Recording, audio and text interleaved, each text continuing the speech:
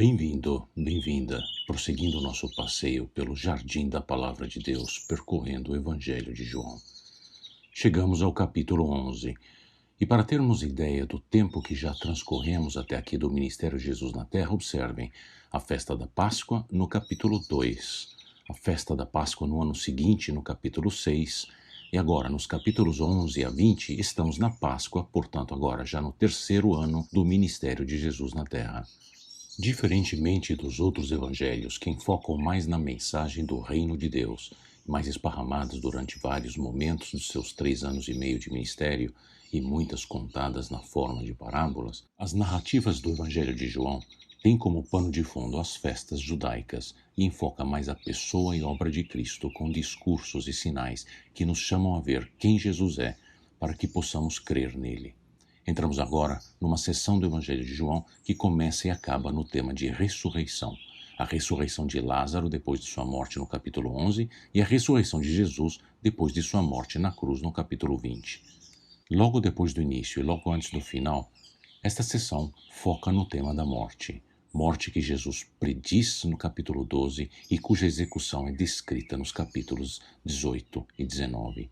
E bem no meio desta sessão, nos capítulos 13 a 17, esta sessão centraliza de forma quiástica o seu tema principal, da vida antes do retorno de Jesus. Esta sessão nos ensina, portanto, como viver a nossa vida esses dias antes que Jesus retorne. Neste episódio, veremos a preparação do cenário para o incrível milagre que está por vir. Havia um homem chamado Lázaro. Ele era de Betânia, do povoado de Maria e de sua irmã Marta, e aconteceu que Lázaro ficou doente. Maria, sua irmã, era a mesma que derramara perfume sobre o Senhor e lhe enxugara os pés com os cabelos. Então as irmãs de Lázaro mandaram dizer a Jesus: Senhor, aquele a quem amas está doente. Ao ouvir isso, Jesus disse: essa doença não acabará em morte, é para a glória de Deus, para que o Filho de Deus seja glorificado por meio dela. Jesus amava Marta, a irmã dela, e Lázaro. No entanto, quando ouviu falar que Lázaro estava doente, ficou mais 2 dias onde estava. Depois disse aos discípulos: Vamos voltar para a Judeia. Estes disseram: Mestre, há pouco os judeus tentaram apedrejar-te e assim mesmo vais voltar para lá? Jesus respondeu: O dia não tem 12 horas, quem anda de dia não tropeça, pois vê a luz deste mundo. Quando anda de noite, tropeça, pois nele não há luz. Depois de dizer isso, prosseguiu, dizendo-lhes: Nosso amigo Lázaro adormeceu, mas vou até lá para acordá-lo. Seus discípulos responderam: Senhor, se ele dorme, vai melhorar. Jesus tinha falado de sua morte, mas os discípulos pensaram que ele estava falando simplesmente do sono. Então lhes disse claramente: Lázaro morreu, e para o bem de vocês, estou contente por não ter estado lá, para que vocês creiam. Mas vamos até ele.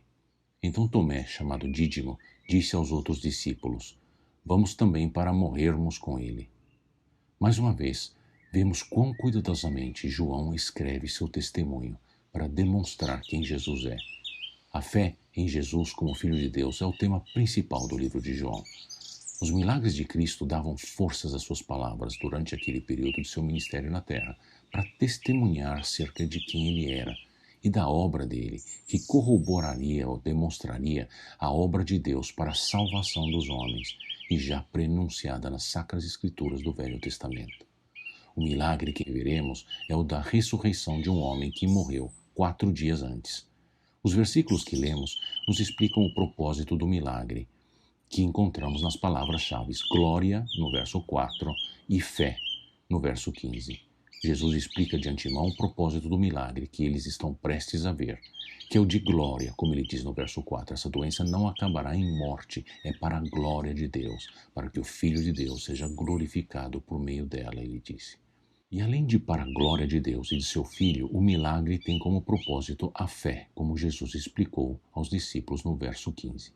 O fato deles não terem ido imediatamente era para que, chegando lá, a fé deles e de muitos pudesse ser impactada ao ponto de levarem muitos a crerem que ele era o Filho de Deus e que só nele existe salvação. Os eventos aqui revelam a glória de Deus e de Jesus e fortalece a fé dos discípulos. Já vimos esta chamada para a glória de Deus e para a fé dos homens no primeiro milagre de Jesus, aquele do capítulo 2, cujo verso 11 diz assim: Este sinal miraculoso em Caná da Galileia foi o primeiro que Jesus realizou. Revelou assim a sua glória e os seus discípulos creram nele. O verso 6 disse que, ao ouvir falar que Lázaro estava doente, Jesus ficou mais 2 dias onde ele estava. E vamos ver alguns versos mais na frente que até Jesus chegar a Lázaro, esse já estava no túmulo há 4 dias. Veremos no verso 39. Isso quer dizer que Jesus se atrasou de propósito para que, quando ele chegasse, o corpo de Lázaro já estivesse em decomposição. Vale a pena notar atentamente no verso 11 que Jesus vê a morte do corpo de todos nós como um sono temporário antes de sua segunda vinda, quando ele retornará para acordar todos para o dia do julgamento. Já tínhamos visto isto no capítulo 5, nos versos 28 e 29, que lê assim: Não fiquem admirados com isto, pois está chegando a hora em que todos os que estiverem nos túmulos ouvirão a sua voz e sairão. Os que fizeram bem ressuscitarão para a vida, e os que fizeram mal ressuscitarão para serem condenados. Esta questão da ressurreição é muito importante, porque a vinda de Cristo na terra mostra Deus fazendo-se homem para imputar sobre si, encravando na cruz, todos os nossos pecados, para que os que nele creem e seguem tenham cancelado o registro da impagável dívida que todos temos para com Deus, como diz o apóstolo Paulo na sua carta aos Colossenses, capítulo 2, verso 14. Cristo viveu sujeito às mesmas tentações e dores que qualquer homem ou mulher passa, mas ele viveu uma vida perfeita, não só para poder dar esse sacrifício perfeito, uma vez por todas na cruz, mas também para ressurgir no corpo físico como o nosso primogênito, a quem seguirão, na mesma ressurreição para a vida eterna, todos aqueles que creem em Cristo ao ponto de confiar suas vidas a Ele. Confia a tua vida a Jesus e Ele te abençoará eternamente. Deus te abençoe.